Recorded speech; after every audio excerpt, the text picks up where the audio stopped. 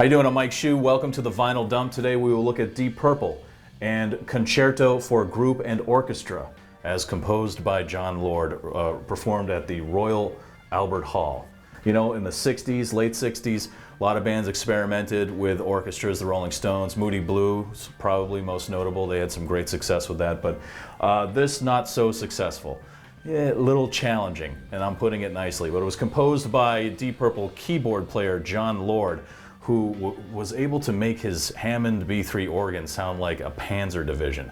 But he had a softer side, and he wrote this symphony here and was fortunate enough to play it with the band Deep Purple. And this was actually the first appearance of Deep Purple singer Ian Gillan on here, and Roger Glover, who they had huge hits with, which included Highway Star and Smoke on the Water and all the stuff from Machine Head. But this album, very challenging. It's in 3 movements. It was recorded in 1969, and I'm sure that the conductor, Malcolm Arnold, was psyched when they came and told him he would be working with Deep Purple. They performed it live on television, and they took the recording. It was released, this album was released. They did a bunch of other Deep Purple tunes during the recording, but they only put the concerto on the album. Then they took it to the United States, and they played it in Los Angeles with the Los Angeles Philharmonic. Unfortunately, right after that performance, the score was mysteriously lost, or probably thrown away by Ritchie Blackmore, who was sick of John Lord whining about wanting to play it all the time. Later in the 90s, I think it was 1999, they actually recreated it with the Royal Philharmonic Orchestra, and it featured not only Ian Gillan on vocals, but also the late great Ronnie James Dio singing on here. And then that was released on a double CD and a DVD, and they later took that on the road. But you know, if you can find it, it's pretty cool. It's very experimental.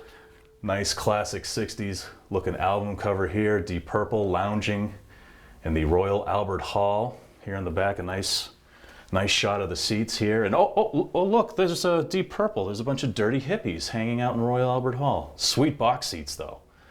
Very nice. And then you've got the inside, which John Lord goes great lengths to try to prove to you that this is a legitimate piece of music here. And pictures of the band, Ian Pace on the drums looking like a total freak. Right here, you can see this is the composer of the piece, John Lord, the keyboardist for Deep Purple, begging the orchestra not to laugh at him. If you can see right here is guitarist extraordinaire Ritchie Blackmore. If we move over here, John Lord's explanation of the piece. It all sounds very legitimate when you read it in writing. Listening to it is a different story. The conductor of the Royal Philharmonic Orchestra, the Honorable Malcolm Arnold, begging someone off to the side of the stage to shoot him. Here's a Roger Glover looking eerily like John Lennon. I mean, that's pretty creepy. So there you have it, 1969's Deep Purple, Concerto for Group and Orchestra on the Vinyl Dump. Is it weird that we're filming a guy who's filming the guy who wrote the music for the album we're filming? I think the key to enjoying Deep Purple's Concerto for Band and Orchestra really lies within this water filtration device right here, which makes a lot of things sound really nice. WAAF.com